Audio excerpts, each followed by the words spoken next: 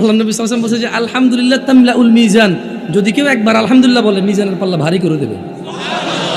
মানে দেখেন, আসমান আর জমিন সুবহানাল্লাহ বলে নাকি পরিবর্তন হয়, কিন্তু আল্লাহ নবী বলছে যে যদি কেউ আলহামদুলিল্লাহ বলে ওর আমল নামার এই আলহামদুলিল্লাহ যখন পাল্লায় রাখা হবে তখন ওর নেকির পাল্লা ভার থাকবে।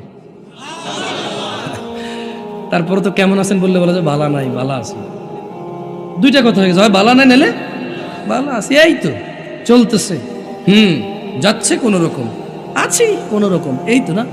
কেমন আছেন, কেমন আছেন? আমি কল করি আপনাদের, কেমন কি করবো এখন?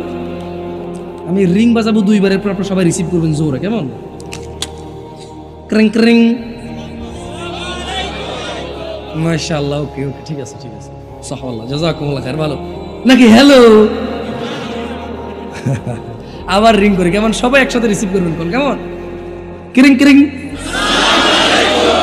ওয়া আলাইকুম আসসালাম। আচ্ছা, এখন ঘর, এটা আপনার ঘর, সবাই এখন বাসা আসবেন নিজ নিজ বাসা, কেমন? এটা সবার বাসা।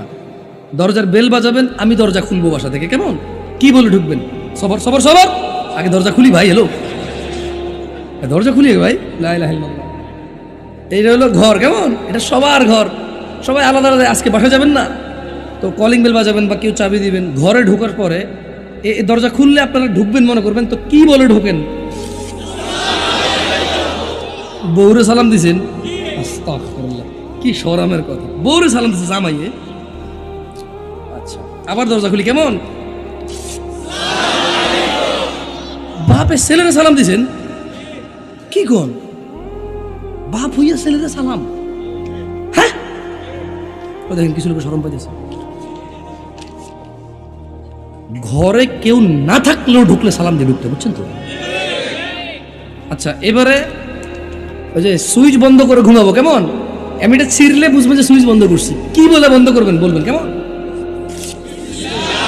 মাশাআল্লাহ, তো যাক, পরীক্ষা করা লাগবে, পাশ